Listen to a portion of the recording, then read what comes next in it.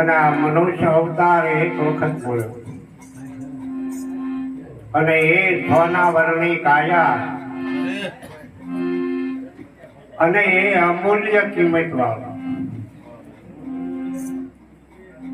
તો ફરી આ ક્ષણ ભંગુ શરીર છે પડી જશે અને પછતાવાનો પાર નહીં.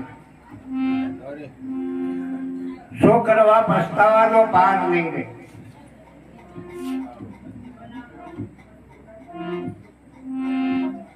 કે આજ હું ક્યાંથી આવ્યો અને ક્યાં જવાનો છું.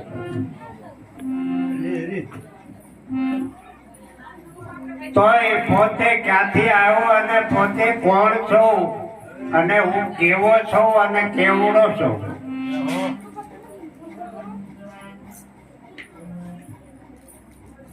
તો આપણા સંતો એમ કે છે કે તું અમાપ. આ કોઈને માપવામાં આવે એવું નથી.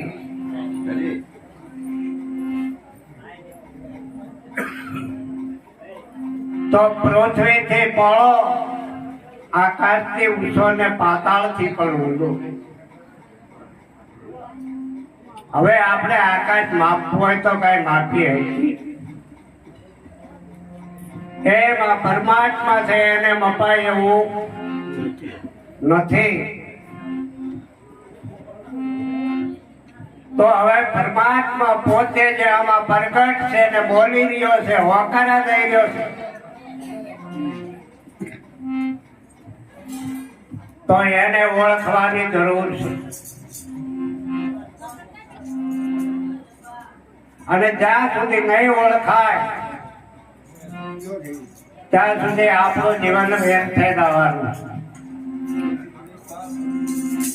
એટલે જેટલું કાયર પડવું આપણે બરાબર શરીરને આળસ કરીને જેટલી બરાબર કથા રાખીએ આપણે માટે મોટી ખોટ છે.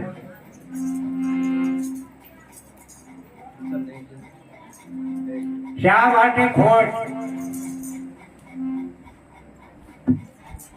આજે તો બધી આખી દુનિયાને ઓળખતા હોય, સગાવાલાને ઓળખતા હોય, અને જો પોતે પોતાને ન ઓળખે તો કેવડી મોટી ખોટ.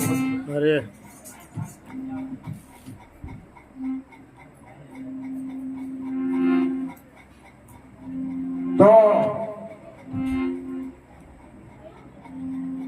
હવે પરમાત્મા બરાબર કેવો કે એક સત્ય શબ્દ એહી રામ. તો સત્યને પાળવા માટે અસત્ય બોલાય નહીં.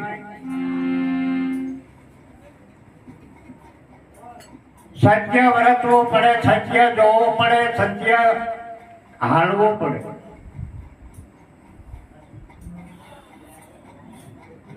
તો હવે આપણા મનના મતે જેવું બરાબર બોલી નાખી, ભલે ઉપદેશ લીધા હોય, પણ હવે ઉપદેશ લીધા હોય અને એ જો બરાબર એ પુરુષ સદગુરુ શરણે ગયા હોય અને જો સદગુરુના વસનની કાંઈ કિંમત ન હોય તો એને પછતાવાનો પાર નહીં. કારણ કે સદગુરુ તો